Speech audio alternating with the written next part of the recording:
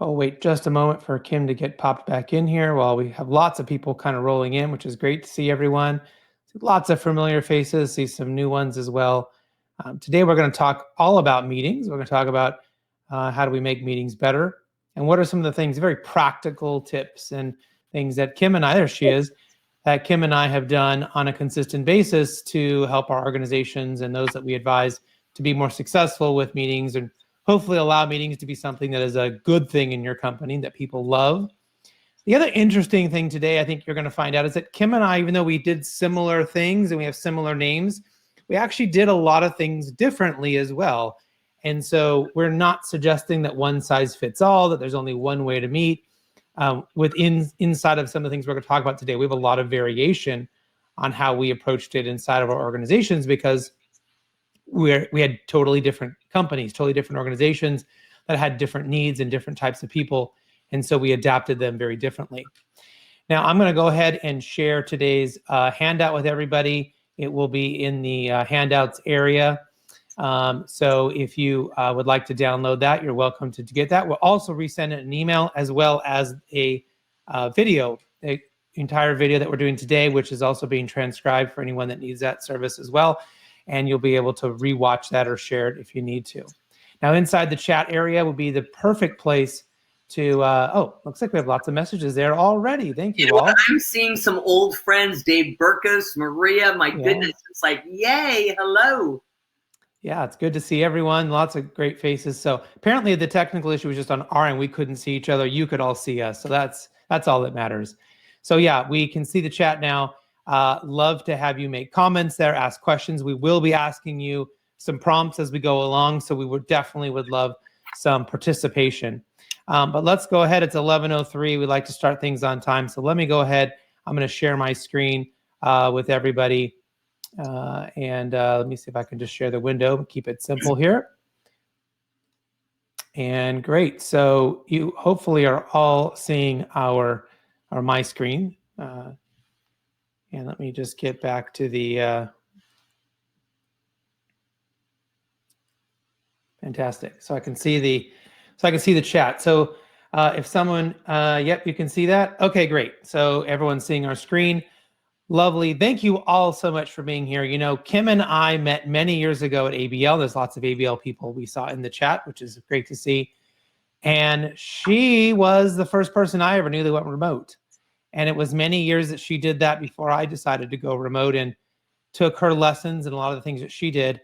And so in the book, we like to talk a lot about her being the inventor of a lot of things, and me being the ideator of a lot of things, that took a lot of her ideas and then ran with them. And then as we got more sophisticated, I started creating my own things, and then Kim started evolving those things. And so it's been a great way that we've been able to continue to work together. And then this book, which launches today, is the first thing we ever actually did together, like really did together. I guess we were on a board, a charity board once together, but this is the first thing that we ever did together. Like we, in a working capacity. Many authors told us, whatever you do, don't have a co-author. It's terrible. It's hard. And we did not have that experience, did we, Kim? No, what's really cool is I wanted to start writing right out of the gate. And Chris is like, no, we need to build out the org chart. We need to build out the outline. And I'm like, but I want to write. And the smartest thing we did was take 3 months to just build out the outline. I want to back up real quick, Chris. So I took my company remote in 2002, and there was nobody to my knowledge at that time that was doing it. So I had to make a lot of stuff up. And you and I really, in 2008, when you came to me and said, I'm going to take my company remote, help me with this, was the first collaboration that we did. And that was actually bigger than the writing of this book, because it was taking of your sticks and bricks company and putting it on a remote platform. And so this book is really about some of the potholes that we fell into, the obstacles that we had to deal with without any assistance, and trying to share those stories with people that are now being faced with remote. Whether you're, right now you're probably faced with hybrid. Do I go back? Who goes back? Who stays remote? What do I do with this? And this book is really for them to help figure out those answers. Yeah, and part of the way through, as Kim mentioned, we were planning all this. Then all of a sudden, COVID happened, and we realized there was more stories that had to be told than just ours.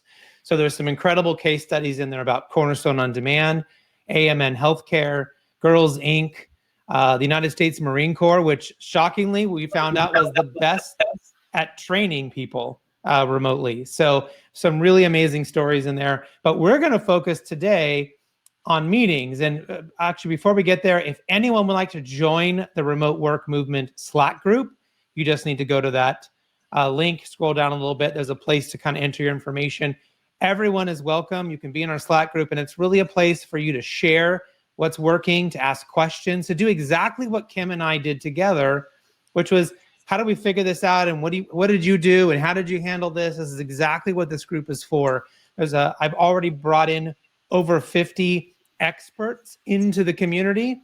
And so everyone else who's kind of coming in that needs help with this, you have this incredible resource of people who can answer your questions and give you advice. I would like Chris to make this less of an ask and more of a demand. So Chris and I poured our hearts out to deliver a 300-page book to help you move forward in a remote platform. We want that to keep going in the spirit of pay it forward. I don't want you to just kind of think about joining the Slack movement. I want you to absolutely commit to it, so that you say, when you discover things that work for you, share them. To keep them to yourself is selfish. So join the Slack group. Fantastic. Well, the first thing we'd love for you all to do is, we're going to talk about meetings today, is throw in the chat, what are the key elements to a great meeting? If you thought about what's the best meetings you've ever had, right? Maybe it was a certain boss you had, or you worked in a certain company. What were those things that you experienced? If you could share those in there, we'd love to kind of get your ideas and thoughts about what you think a great meeting looks like. I'm a big believer that everything that is good and everything that is bad in the world is about a system. So a good system creates good outcomes, and a bad system creates bad outcomes. We can look at that from politics and social economic issues, but more so inside of culture and business, and right on down to meetings. And we're going to talk about the system of meetings. But I'm seeing some great ideas that people are typing in. So thank you for all of that. And as we go through this, I did want to tease you all for a moment. I am going to give away some cool stuff at the end of the presentation, and we'll announce it all then. So those of you that are here live and are with us at the end, we will have some cool giveaways. So yeah, relevant, engaging, great participation, allow for social connection, clear purpose, and engaged participants. So there's a lot in there that's really, really important, and all of you are sharing some great feedback. But let's first talk about tribal speak. And Kim, why don't you talk a little bit about this concept of tribal speak that you've always talked about? Yeah. So backing up a little bit, when we look at the topic of today, which is meetings, and you can go, well, meetings, it's get people getting together. Meetings is your tribal speak. The way in which you meet is so critical to your culture, to your communication, to your connectivity. I mean, it is to your communication. It's everything. And the way in which we conduct meetings, do they start on time? Do they end on time? What is the purpose of this meeting? So tribal speak actually is created within the context of those meetings. So I like to say that years ago, I actually sent out an email that said to my entire company, send out the green flag. We just landed a chunky monkey, but flag the cockroach committee because the dog has fleas. Now, everyone in my company knew exactly what that meant. We just landed a big client, but they're a little tricky. They want world peace. That's not going to happen. So alert the teams to look out for this. We all have tribal speak in every meeting that we attend or we conduct. We just often overlook it, and that becomes the fabric of the culture within a meeting, within your connectivity. And tribal speak is also used to give a clear indication to people when I say this term, when we have this meeting, and we're going to talk to you about our different meeting types in a moment, that this is what's going to happen. When I hear this term, when I go to this type of meeting, I know what are the rules, what's expected of me, what's going to happen, so everyone can be more successful. A lot of the comments about having great, engaged people and participants and social connection, that can't happen if you don't know if I'm on a 30-minute meeting, am I supposed to deliver information? Am I just supposed to be there to help? Am I supposed to shut up and listen? What's my role in that meeting? So tribal speak is the really key way that we can make all that be heard. Someone's saying Chris cannot be heard. Can you hear me, Kim? I can. Yeah. If anyone else is having trouble hearing me, please put it in the chat. Oh, looks like people can hear me. So great. David, can you hear him now? Yeah, maybe David was just having an issue. No problem. Now, Dave, you may have to play around with your settings. So the first sort of issue, or first sort of place that we can create tribal speak is around how do we recognize people. Now, Kim and I did this in a slightly different way, but we both use the green flag as a way to celebrate, as a way to recognize people. Now, Kim, I think if you remember correctly, you did it in an email, right? You sent out an email and say green flag to... You know what? If I can take 1 minute and share the origin of the green flag. So I'm at the San Diego Zoo. I'm with some friends. We're at the monkey cage outside with the chain link fence. Nobody is saying a word. Everyone is mesmerized by these monkeys, and they're grabbing and they're looking and they're methodically grabbing and they're looking, and all of a sudden this little tiny monkey comes out from a hole on the ground, waving this piece of green fabric in the air, and all the monkeys are looking, and they're all mesmerized by this green piece of fabric. And I yell out in dead silence, "I got the green thing! I got the green thing!" And everybody in the audience just cracks up. I take it back, I tell my group, and everything that we did since then that was cool, that was a victory, was a green flag. I got the green thing. And then Chris, 8 years later, took it. And even today in a lot of companies, you'll hear them wave the green flag. It all came from that stupid little baby monkey from the San Diego Zoo. Yeah, and you used it inside of email, and so people would email back and reply all. And there was a lot of this activity, right, of showing everyone how thankful we were. We moved it into Slack, so we put it in our water cooler room. And if I type in green flag, way to go, Mike, everyone who's online at that time pops in, way to go, Mike, nice job. And so it's this perfect way to celebrate people. We don't give bonuses or gift cards or track it for promotions. It's just a purely altruistic pat on the back, well done, way to go, and everyone in the company can see it. And so this is, again, really formulating how do we say thank you? How do we do this? So before we kind of get into some of the specifics of the different types of meetings, I want to make sure we highlight today a lot of the great research, especially from Google, that's come out of what makes a great team. What is the foundational components of a team inside of most meetings? Okay, and it's really, really simple, although it's hard to do. Teams should be self-forming.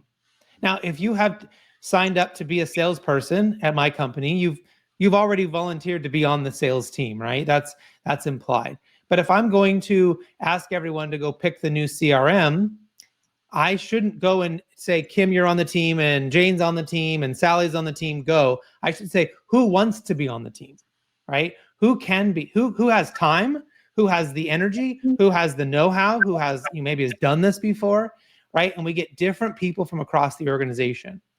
The teams should be 5 to 7 members. Less than 5, it's hard to get momentum. More than 7, in my opinion, you're having a webinar, you're not having a meeting anymore.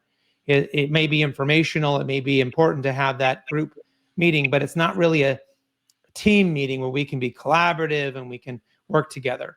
Jeff Bezos has a great saying, if 2 large pizzas won't feed your team, there's too many people there.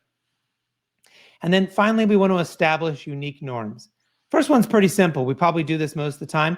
What does success look like? Okay. Kim and I met, we talked about the webinar. What is success? What do we want out of this, right? What's going to happen? The second thing is, well, what does failure look like, right? Well, we knew failure would be if we didn't know how to get onto the webinar platform. So we practiced in advance, right? We made sure we invited people. So we talked about what drop off. If y'all drop off, that's a bad day. Right. So we talked about what we could do to avoid failure. And I find a lot of teams don't ever talk about this. They skip it. They pretend they think everyone knows inherently what failure would be, and then they don't really want to talk about it. Well, so we want to get that up front. I just want to say that most people look at a meeting and they think of it as a nuisance. Mm-hmm. A leader looks at a meeting and thinks of it as clay, something that can be molded and formed by the participants of the meeting. Clay is a good thing. Nuisance is a bad thing. And then finally, to avoid there being a nuisance issue, right, we want to decide, how do we deal with conflict?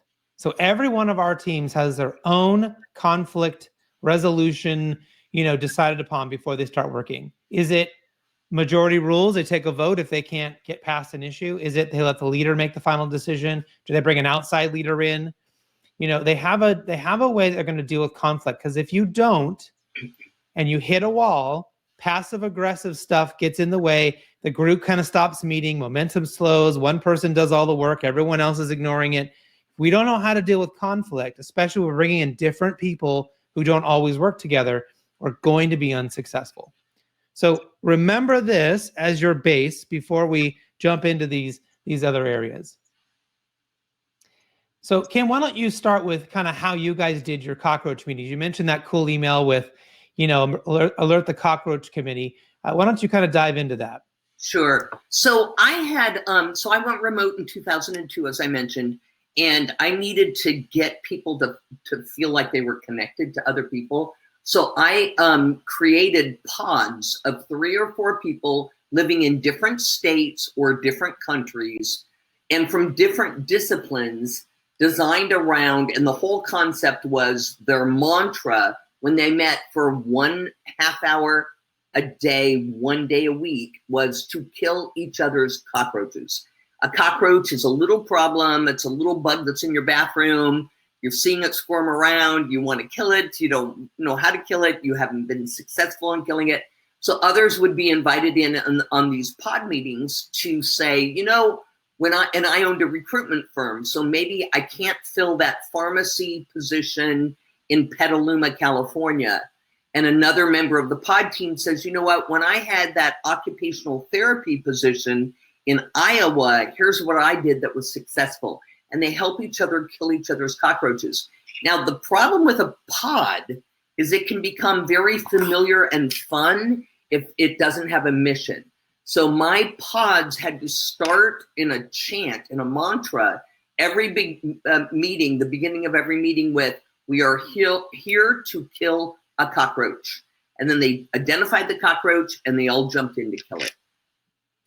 And then, we took that concept, and because the way we work, that we have a lot of little small issues that we need to get help with. And we wanted to sort of get rid of the hierarchy. We wanted people who needed help to be able to go and ask the right people without having to go through 9 steps of management, right, to get to somebody.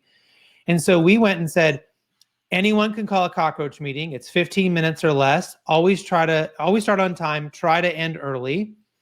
And it's about one topic only. So what's really key there is they can invite anybody they want, but you're not obligated to show up. It's, hey, I had this problem. A client called, they need this resource. I don't know where to get it. Who can help me? And so for us, this is all about moving from point A to point B. We do about 30 something of these cockroach meetings a day, and they last an average of 8 minutes. Imagine getting your problem solved in 8 minutes, only taking up 8 minutes of somebody or a group of people's time, instead of you spending hours researching it, right? Hours on all these one-on-one calls with people, talking to them, trying to figure out what to do. You get the best people who can help you together, solve the issue, get that cockroach out of your bathroom, and you can move on.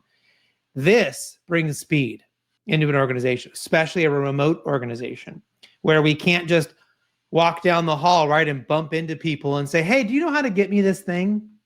We can bring the cubicle environment, that bumping into someone environment, into a meeting. And that's why it's worked really well for both Kim and I. The next one is kind of a riff on this one. And it's all the same settings, 15 minutes, start on time, end early, one topic. But I actually designed these a couple years after we we're doing the Cockroach meetings, because I found a lot of the meetings were just help me get my head out of the sand, right? I wanted to create an environment where people could raise their hand and say, I don't know how to do this. I don't know what to do. I don't know how to make this formula in Excel. I don't know where to find this resource.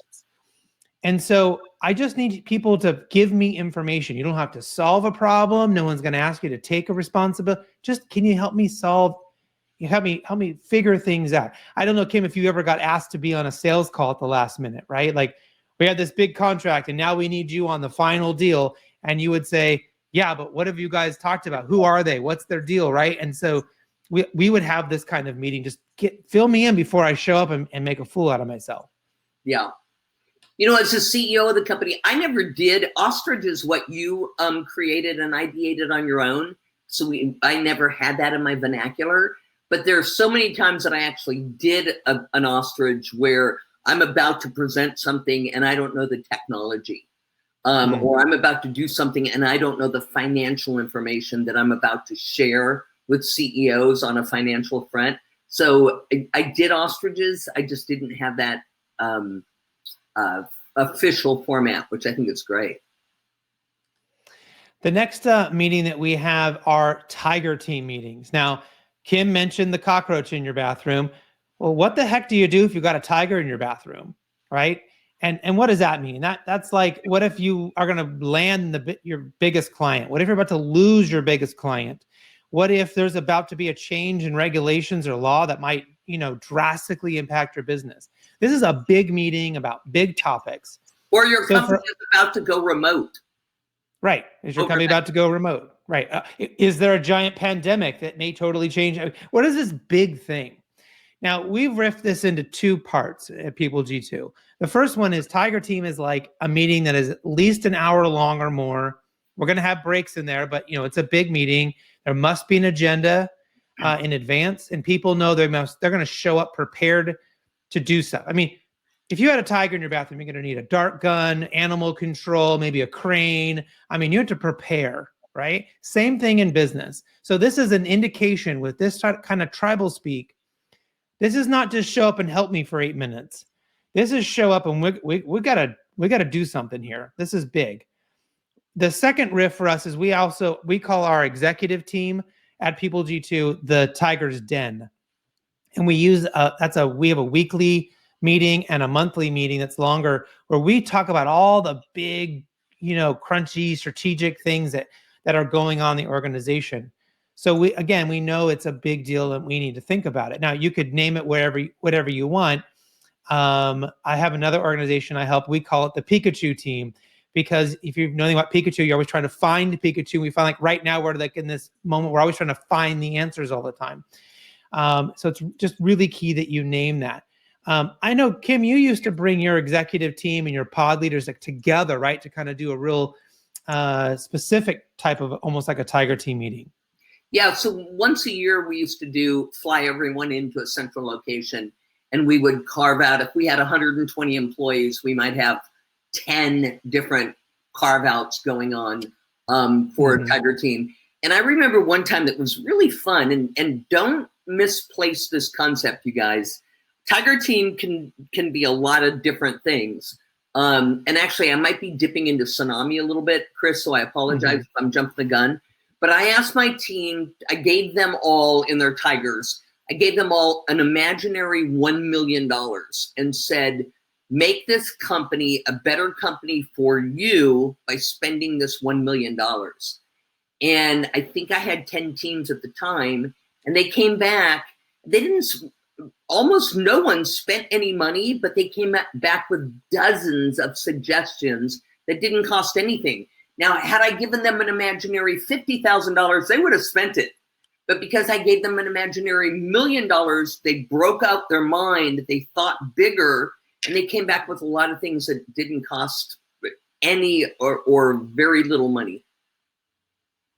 Yeah, and that concept of asking people to think creatively in an imaginary setting, I know you guys did that in other ways by asking them to, what would happen if, this thing happened or that thing happened, and you guys would actually fill out like binders with like notes and instructions and like a game plan almost, and very formalize that. And I have sort of the opposite brain where I was like, I don't really want to formalize it and put it in a folder somewhere, but I do want my people to practice that creative thinking. And so over time, we evolved the tsunami planning into a monthly meeting that we do with each finite team. So my customer service team, my sales team, my marketing team, they all do a meeting once a month for 30 minutes.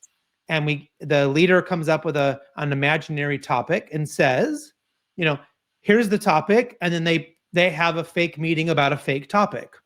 Now, why would I want people to have a fake meeting about a fake topic? To Kim's point, we come up with great ideas, of course. But what I discovered was the best part about these meetings, people got to practice disagreeing. They got to practice being creative. They got to practice saying things and coming up with ideas and maybe pushing up against someone else's idea in a safe way, because it was an imaginary thing.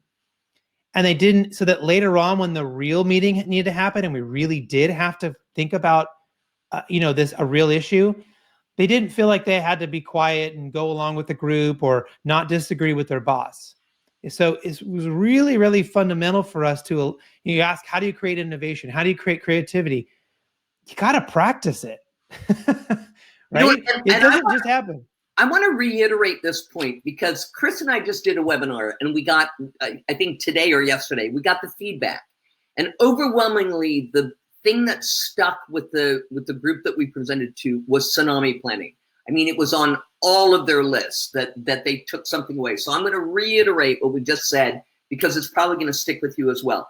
When you're on a remote platform, your people are on a bit of a hamster wheel. If they're really good, they put themselves on the hamster wheel and they go, go, go, go, go, go. They wake up in their own home, they get on their hamster wheel and they go. It's really critical for you as a leader to get their brain into thinking outside of that hamster wheel. And so a tsunami meeting is solving a problem that does not exist. I got hit by a bus. Half of our clients went away overnight. Twice as many clients came in overnight.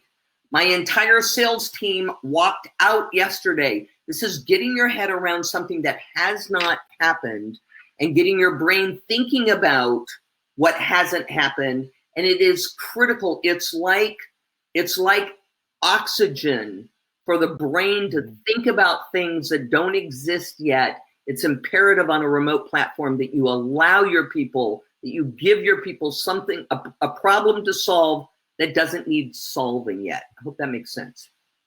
Yeah, and even if you aren't remote, if you're going to be hybrid, if you're going to bring people back in the office, the tsunami planning meeting is still fantastic for anyone under any circumstance. Really does help.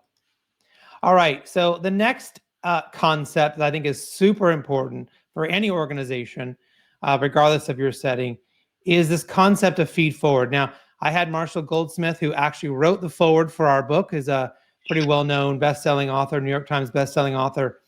And he talked about this concept of feed forward. And when I heard it, it was like light bulbs went on and it was just gold. And we have instituted this in the organization. And I've shared probably this slide, I don't know, a good 100 times with other organizations and at conferences. If you think about feedback, it is inherently negative. If we ended this webinar and I wanted to tell Kim, geez, why did you do that thing? Or why did you say that thing? She's going to be defensive, right? Because she can't change what happened. We can't go back in the past. None of us have a DeLorean or a friend named Doc to go back and change something, right? We can only change future behavior. So if we re-articulate our words and say, hey, the next time we do this, could you do X, Y, Z? In the next meeting, could you make sure that everyone gets heard, right? We ask people for future behavior changes. And you will find that 99.9% of the time, they are open and agreeable to that change because they have control over whether or not they do it, as opposed to something in the past which they cannot control anymore. It's gone. And so this is really the way to start to redirect behavior, to start to get people to think about acting in new ways, or to maybe stop doing things that are harmful to your meetings or to your process. I don't know if, Kim, did you have anything to add on to that? No, I think you got it on that one. Feed forward is critical. The other, big area, and I always bring this up in my presentations, and I always give I think Daniel Pink owes me a commission check for the amount of times I've mentioned him and his work. But the idea of autonomy and mastery and purpose. If we're giving people autonomy to do their jobs, we're ensuring that they have mastery in their lives, or learning new things. They can, be challenged and lifelong learners, and that they are tied to our purpose. Right? This is a baseline concepts around having great people, great meetings. If we don't have this, right? Remember I told you the Cockroach meeting for us was an optional attendance. That's a part of autonomy. If we're going to let people call meetings all day long without, any sort of hierarchy, then it has to be optional for you to attend. That allows people to decide if they can or can't do it based on what they have going on with their work. So remember that if you feel like people are struggling a little bit, maybe one of these areas is where you need to start to make sure we're giving people that autonomy. We're giving them chances to learn new things, to work, to exercise their brain, and they understand where we're going as a company.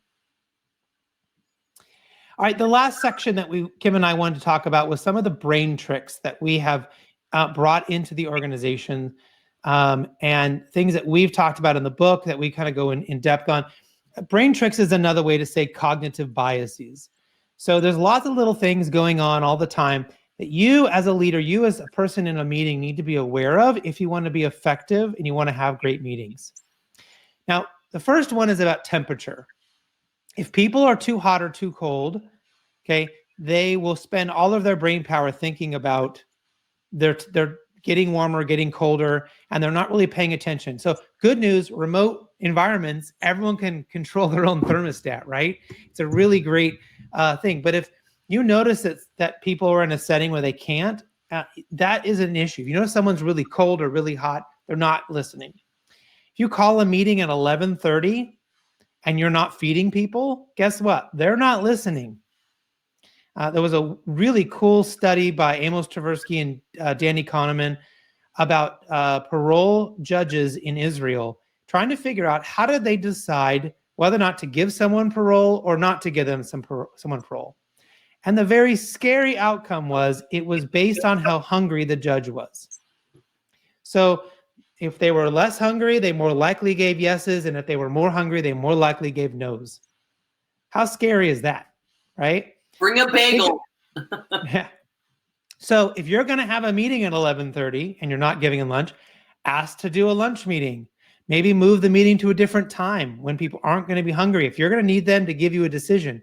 This is why we go out to lunch with clients and try to close deals, because they're eating and they're happy and now they're listening.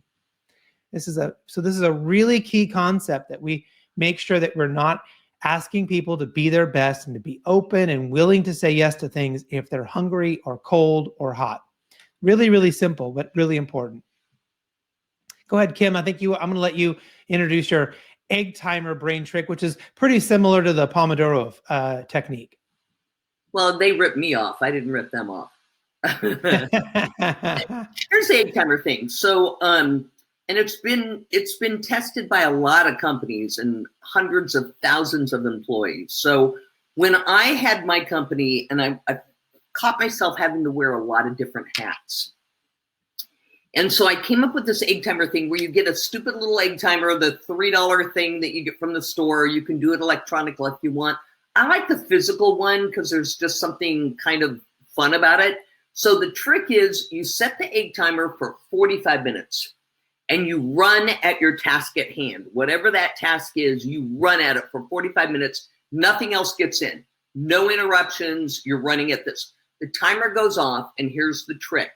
You reset the timer now for 15 minutes. And those 15 minutes you give to yourself. Now, you can do anything you want with them. You can make a sandwich. You can take a dip in the pool. You can walk your dog. You can return phone calls. You can look at your email. You can respond to your text. You can do with it anything you want. But by giving yourself those 15 minutes of interruptions do not get in to the core 45 minutes of task-driven stuff. Now, what's neat is by the end of the day, if you can pull this off 6 times, you have now given yourself over an hour of freedom to respond to interruptions or give to yourself or, give to your dog, whatever it is you want. And what it allows you to do, and what I've been told, is the 45 minutes of productivity actually results in 90 minutes of productivity by you giving yourself the 15 minutes. Spring trick. Yeah, and we definitely want to make sure that we're allowing people to go and run hard, right, and then have their meetings separate. So if we're creating meetings all the time inside of that bucket of time when people need to be working on their specific task or why we employed them, then we're going to have a disconnect, right? And this is why we got to keep meetings condensed. This is why we need to keep meetings maybe at certain times and blocks of times of the day so that people can really get their core work done.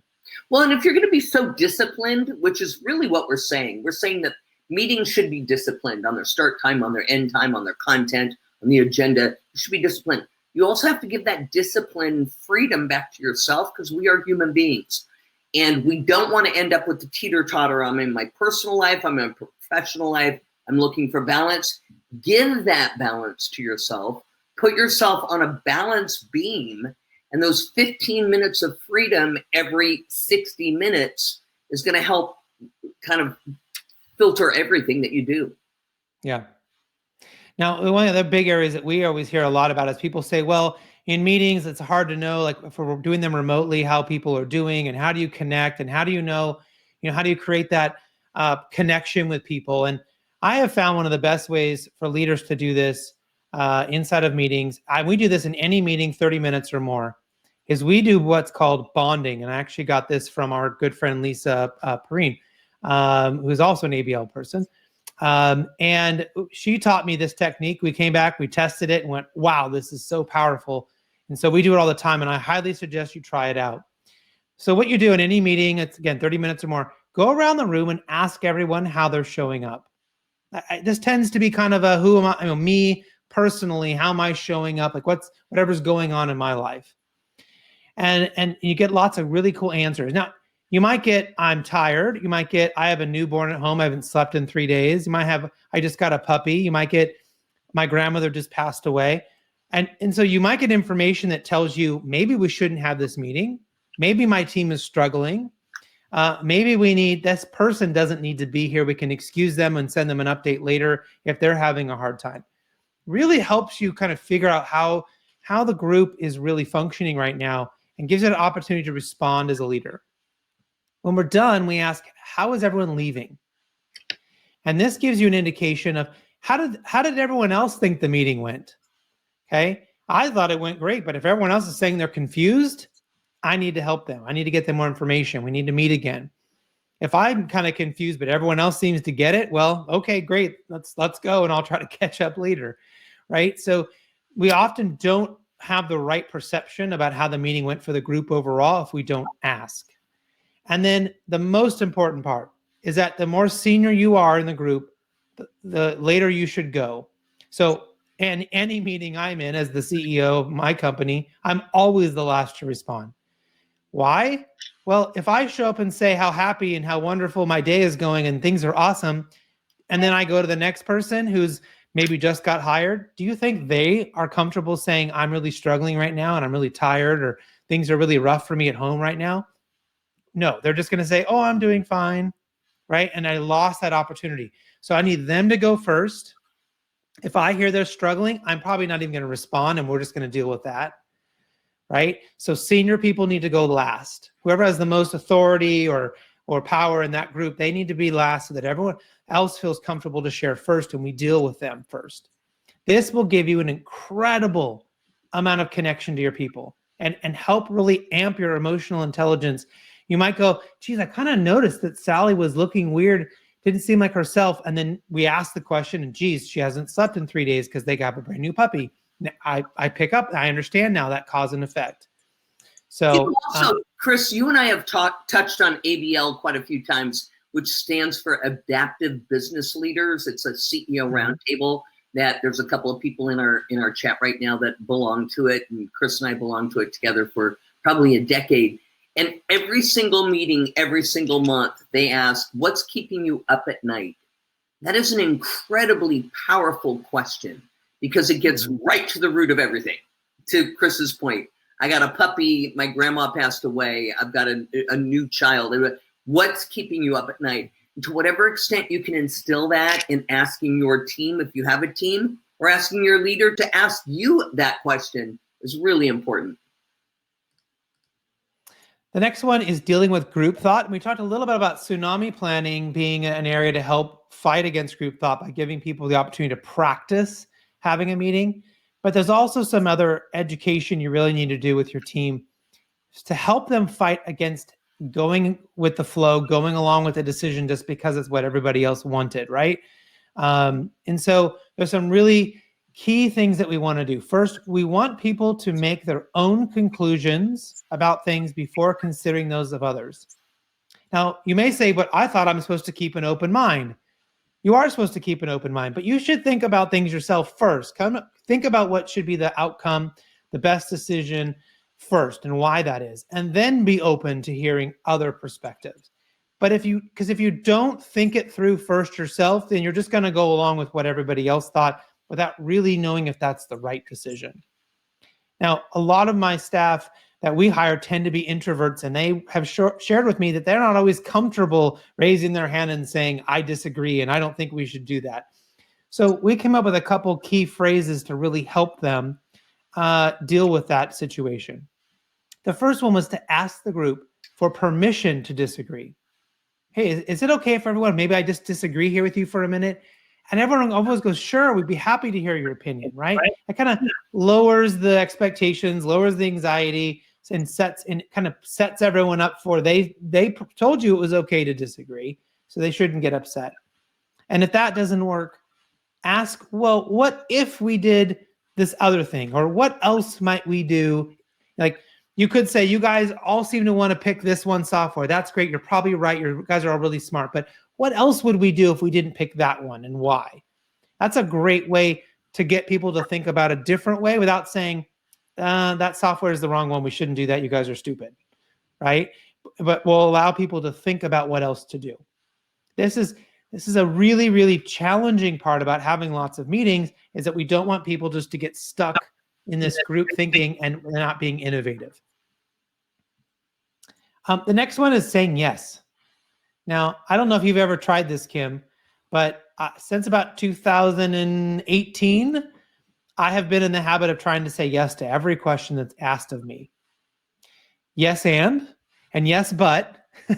There's ways to protect yourself, right? But I remember when I called Kim and said, hey, I have an idea about maybe doing something together. She goes, let's go to lunch, right? She didn't say, tell me what it is. Let's go to lunch. We went to lunch. In 3 minutes into lunch, I told her I want to write a book. And she said, yeah, let's do it. Yeah, right? What was I thinking? And then we went through all the details, but it wasn't, well, let me think about it. Tell me more, or, what's this going to do and how's that going to work? It was yes. And then let's figure out the details. We can always change our mind later, right? But when we say yes to things, when we're open to possibilities, we're open to new ideas, our staff feels like we're going to support where they want to go with things. As the first instinct, innovation just flourishes, right? Movement and information happens so much better when people know we're going to go yes first and then figure it out. We can change our mind later. We can kill that later. Maybe that turns into a cockroach. It turns into a tiger. We just can't handle. We got to kill it. But we can start with a yes. And it is much easier to slam your foot down than put your arm up. And it's easier to say no than it is to yes. And that is not the message you want to send to your team. It is not a leadership trait. So there's some other really key cognitive biases or brain tricks that I'm not going to go through all of these, but I really want to kind of throw them out there that we all want to think about. If you're interested in this, you may want to look up fundamental attribution error. You may want to do some work and think about the halo effect. That's, are we choosing people for projects just because they did good on a different project, or maybe they're good-looking people who dress nice, right? We don't want to be sort of misguided by the fact that someone did good before or looks good, and also the availability heuristic. So these are three that are really kind of deep and can be complicated. A little bit for the sake of time, I just kind of want to throw them out there and say, you may want to spend some time thinking about these, learning about these. The last one is pretty easy. It's that people tend to focus more and rely more on information they learned recently versus information they learned a long time ago, which isn't necessarily good, right? I don't know if you've ever been to a party and someone says, oh, I read an article about blah, blah, blah, blah. Something they just learned is more important in their brain. So we have to remember people may come to us with ideas and things because they just learned about them. And that doesn't make them better or worse. It's at the top of their head. So really good for everyone to kind of think about some of these things if you've liked some of these brain tricks that we've talked about. Now, our final takeaways before we wrap this up, we answer any questions that you have. Yeah, there definitely will be a recording of this. Thank you, Steve, for asking about that. But some of the kind of final takeaways about meetings that Kim and I wanted to make sure we talked about, and Kim, feel free to jump in any of these as they come up. And then we're going to answer questions. And of course, we still have a little bit of a giveaway for those of you that are here. This is my personal thing that I've put my stake in the ground on, but I think in remote companies, we got to stop having as many one-on-one meetings as possible. It's not that you don't ever have them, but if you have a meeting with someone and you ask yourself the question, should anybody else be in this meeting? And the answer is yes, have them in the meeting. Getting more people, more heads, again, 5 to 7 being your target, will get you to move faster, move information quickly, and avoid having 5 one-hour meetings instead of having one 1-hour meeting with those 5 people. It really frees you up and makes your organization work better. Stop having long video meetings. No one likes them. Nobody wants to, for some reason, I don't know if you've noticed this, Kim, but like we used to have regular meetings in a conference room. If you had to go to the bathroom or you needed water, you just got up and said, excuse me for a minute during the meeting, and then you came back. Suddenly on Zoom, everyone feels locked to their chair in their room and they don't want to leave and say, I got to go, get a drink. I got to get more coffee. And so people feel stuck. We girls need to put on makeup or we're shamed by not having our video show. So we've got this whole conflict going on, which is absolutely ridiculous. When you're scheduling a meeting, ask yourself first, do I need to see this person? If I don't need to see this person, don't Zoom. Everything now, I have done in the past week 5 radio shows. All of them have been Zoomed. When I ask why, they say, because we want to see ya. But it's a radio show. It shouldn't matter. I had to put on mascara for you to see me for a radio show. Ask yourself if Zoom is necessary. And if not, don't do it. And the thing is, it's kind of a little bit of a water cooler. When you're on Zoom, it kind of gives you the permission to talk a little shop, talk a little smack. What did you do over the weekend? What are you going to do this weekend? So that a 20-minute conversation becomes a 40-minute conversation because you're Zooming. Be Zoom cautious. And then make sure you're curating your meetings. So they should always start on time. I loved this thing that Kim did. We stole it from her, which was, if you're late to the meeting, you got to sing. So, we give you a minute's grace on our end because technology and all that, right? But the meeting is at 9:01. When it hits 9:01, if you're not on the call and you show up at 9:02, you're singing a song that we pick. And that's, for us, it's a fun thing. I think for Kim, it was a fun thing. It's not meant to be mean. It's not meant to be picking on somebody. You decide the punishment that's fun. But if you have something like that, it really does reinforce those good behaviors. I got to tell you, the last person that sang in my company was me because I was 1 minute late because I was closing a deal, which is justifiable, but doesn't matter. And my team made me sing She's a Brick House.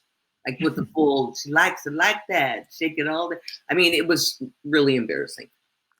But if people are showing up late, right? If you have people showing up 5 minutes late and we're waiting for a leader, we're telling them, my time is more important than yours. I don't care about your time. We're also telling them, I don't care about money because I just took all your salaries times that 5 minutes and I just wasted all that company money by having everyone sitting there waiting for me, right? So the message is, you're sending is a very bad one from a cultural standpoint. If you can't start meetings on time, you have a problem in your culture that is just radiates everywhere. The other thing we want to do is end early. So another cognitive bias is called Parkinson's law, which says if you set an amount of time to do something, it tends to take you that amount of time to do it. If you have 2 hours to clean the garage on this weekend, you'll probably spend 2 hours cleaning the garage. If you said I only have 30 minutes, you might prioritize, you might get help from your family, you might hire the neighbor kid to come help you. Squash things down into less time, right? And you will and try to give yourself the goal of ending early, just like that egg timer example, right? Run hard 45 minutes, get 15 minutes of rest. We're always trying to give people a little extra time back to their day. And then no agenda, no attendee, we like to say, no agenda, no meeting. If we don't know why we're showing up, you should decline that meeting. You should not go if we haven't clearly articulated what's going to happen in that meeting. And then make sure that we create signposts for our people. You need to have meetings. You need to have events where they know, when do we check in? When do we have our daily stand-up, our weekly stand-up? When do we check in and just get caught up? When do we collaborate? When is this time that we come to do that? When do we brainstorm? Is that a different meeting? Do you need to have a cute name for that one? When do we blow off steam? When is it time to talk about our kids or maybe have a virtual beer or whatever it is that your company does to blow off steam? When is that thing, right? That needs to be planned and figured out in remote and hybrid situations. And then when do we fill in the blank? What's important to your organization? And making sure that you have that curated all the time. And last but not least, make sure everything that we talked to you about today, if you're going to go back and implement any of this into your organization, make sure you think about if you're chasing this as a vitamin or an aspirin. Are you solving a small problem? Are you taking an aspirin because you have a headache, right? And that's all you're doing. But maybe you have a headache because you're unhealthy. Maybe your organization is unhealthy and it's a larger scale.